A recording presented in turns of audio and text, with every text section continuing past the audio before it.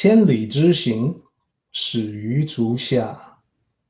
A journey of 1,000 miles begins beneath the feet. We now gather in the Tao to travel the journey together.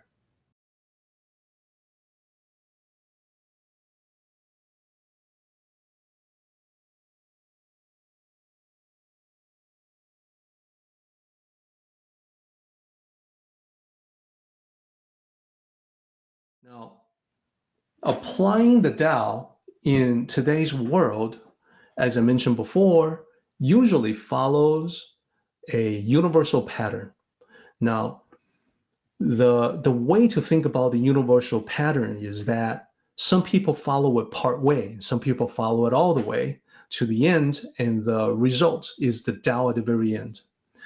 I'm going to share a story with everyone. This story is from Chuang Tzu. And whenever we're dealing with a story from Chuang Tzu, you already know that the story has elements that are not intended to be taken in a literal way. So instead, they have to be thought of as symbolic, that they stand for something. So that's what I would like to ask everyone to do. As you listen to the story, think about the symbolic meaning of each element. And I will set up the slide to tell the story. And as each element comes into the story, you'll see more and more of the items being built up in this particular slide. That is the plan. So once upon a time in ancient China, there was a mythical creature called the Kui. It had only one leg. So when it came across a centipede one day, it could not help but admire the centipede's many legs. The Kui said, "I get around with one foot and find it quite easy. You have so many feet. How do you manage all of them? It must be difficult." The centipede said, "Not at all. Have you seen a man spit? There are many drops of liquid in the spittle, some large and some small, but they all come out according to the laws of nature. I move my many legs the same way, according to nature, without having to know every little thing about them." Then the centipede saw a snake and admired its lack of legs. It said, "I have many feet and still can't move around as easily as you can with no feet at all. How can that be?" The snake said, "I move in accordance to my nature. What use would I have for feet?" Then the snake noticed the wind blowing all around them. It admired the wind and said to it, "I can move around with my entire body as if I have legs." You move so swiftly around the landscape from the northern sea to the southern sea without legs or body in a completely formless way. How do you do that? The wind said, "Yes, I can go swiftly from the northern sea to the southern sea, but even I cannot move faster than the eyes or the mind. When people look at me as I blow across the landscape, I cannot beat the speed of their gaze. When they direct their attention to me, I cannot beat the speed of their thoughts." In a similar way, while it is quite true that I have the power to uproot trees and blow down houses, the ultimate power is not me, but the mind itself. Therefore, the greatest victory can only be attained by the mind of the sage. You have now seen and heard 7 different elements in this story. So the challenge for everyone is to contemplate what these symbols remind us of, what they are. So I'm gonna pause for just a minute for anyone to provide whatever feedback or whatever thoughts they may have on the story that you have just heard. Then we will decrypt the story together.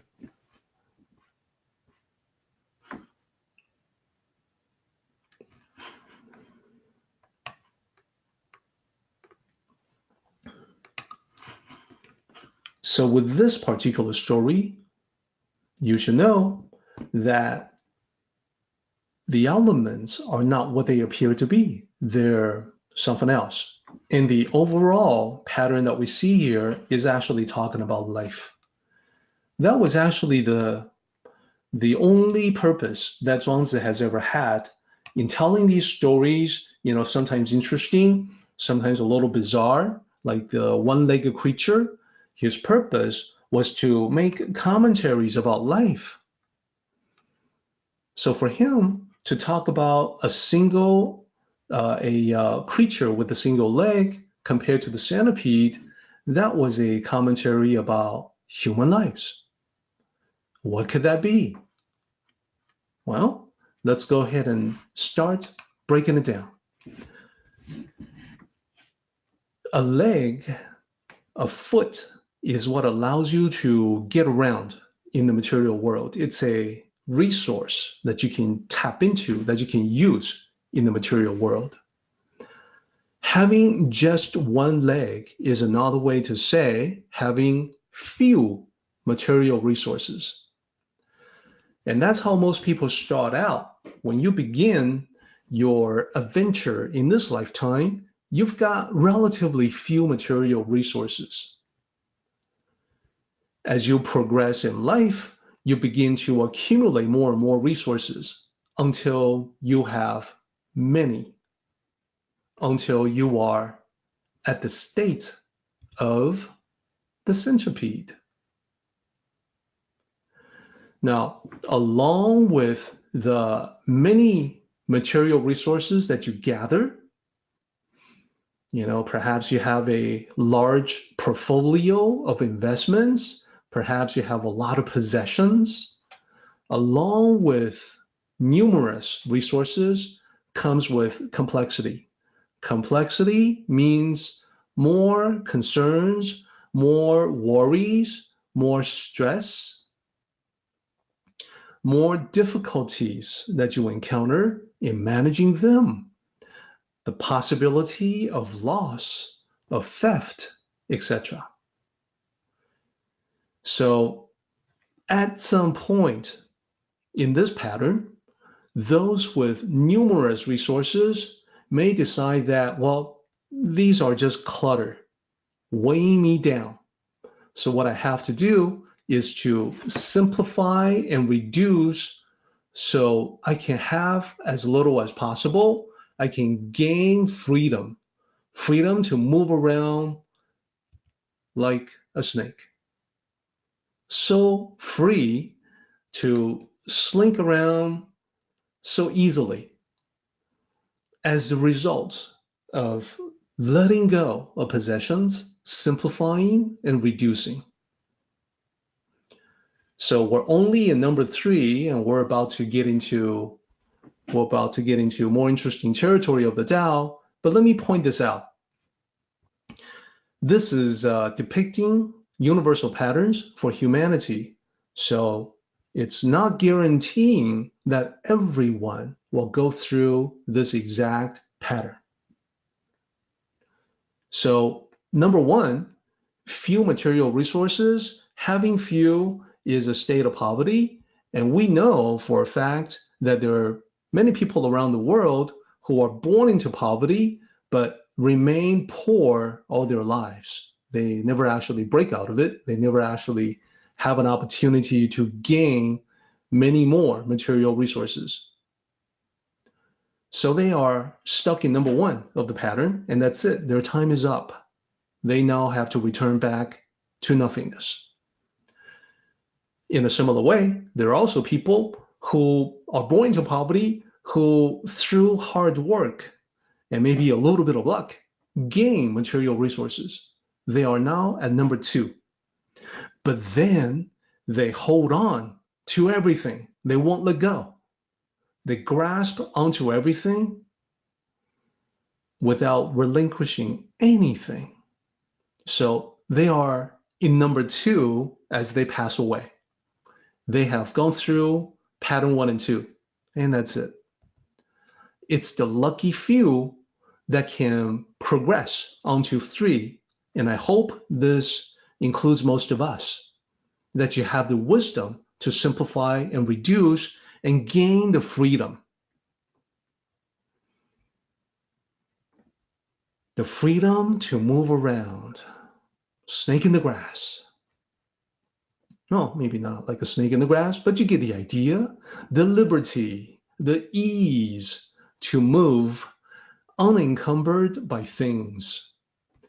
So having done that, having reduced, having simplified and sampled what it's like to have less, you now understand the teaching of the Tao to reduce, to minimize, to live the minimalist life.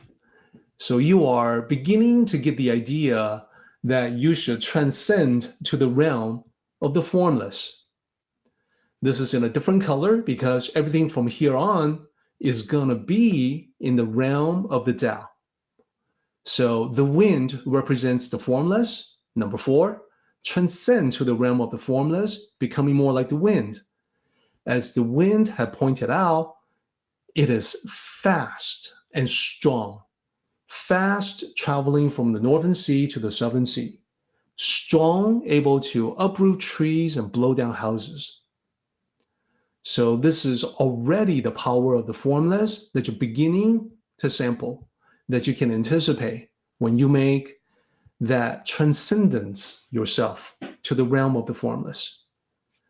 Now, that is just the beginning of the Tao. As the wind pointed out, it isn't faster than the eyes. The eyes, another aspect of the Tao, is all about perception and observation. Perception is just to perceive. Observation is to look at things and formulate conclusions about them. So thought is involved. Perception, sensory organs. The wind is not faster than that. This is in the realm of the Tao now.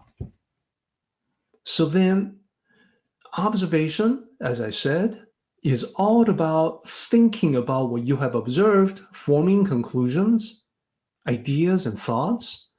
That's the realm of the mind, number 6. So thoughts and consciousness itself, a mini copy of the Tao, able to create, able to give rise to the 10,000 dharmas. An engine of creation, more powerful than the wind. Finally, the sage represents the Tao.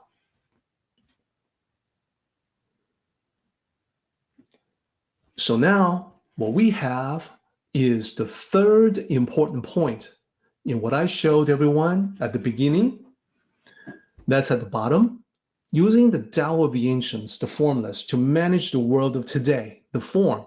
What does that mean? Well, there's a pattern that we follow from few material resources to many material resources to simplifying the complexity until you whittle everything down, reduce everything down to the essence, and then eventually arriving at the Tao. And the Tao is the nothingness of pure awareness. Or another expression similar to this, the conscious void.